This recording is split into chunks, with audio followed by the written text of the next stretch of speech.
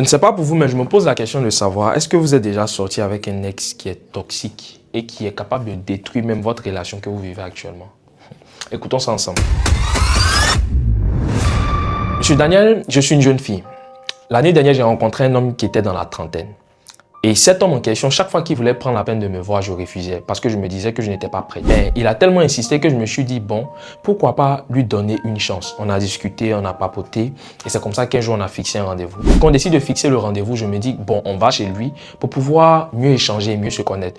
Mais je me rends compte qu'on n'est pas allé chez lui, le monsieur a plutôt loué un hôtel. Quand j'arrive là, je lui dis, mais pourquoi est-ce que tu as pris la peine de louer l'hôtel? Il me dit non, qu'il y a des vacanciers qui sont arrivés chez lui à la maison et qu'il faudrait qu'on puisse être mieux à l'aise dans cette situation. Je lui dis, ok, donc on passe la nuit ensemble, c'est-à-dire qu'on a des rapports et tout.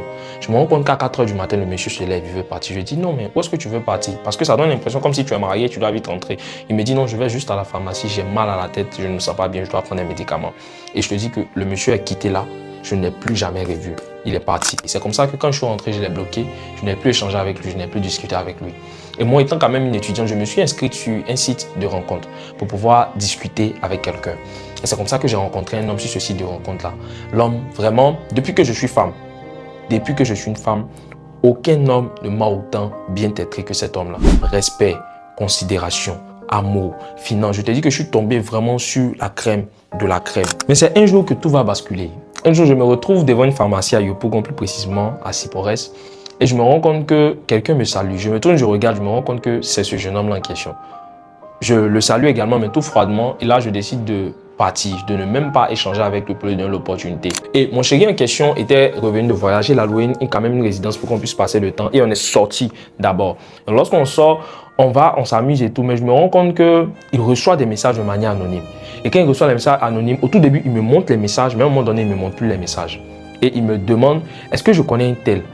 Je lui ai dit oui, je le connais, que c'était mon ex. Parce que moi, je n'avais jamais parlé. J'avais parlé de tout avec mon chéri, mais sauf de cette relation-là. Et il me demande, tu connais un tel? Je lui ai dit oui, que c'était mon ex. Et il me dit, vous vous êtes vu tel jour?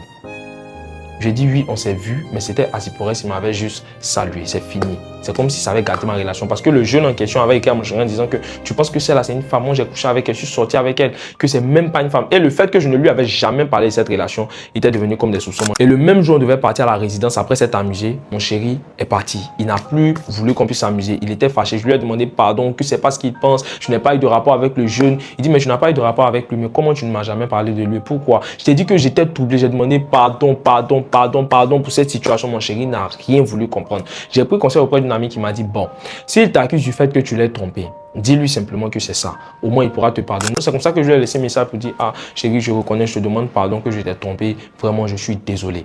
Quand je lui ai dit ça, il a pris la peine de me répondre en disant que, ok, tu m'as dit la vérité, on va repartir sur de bonnes bases. On est sorti. Vraiment, notre amour redevenait normal. Et c'est comme ça qu'il décide d'aller en mission à l'intérieur sur 2 semaines. Lorsqu'il part en mission sur les 2 semaines, je te dis que mon chéri, à son retour, est devenu bizarre.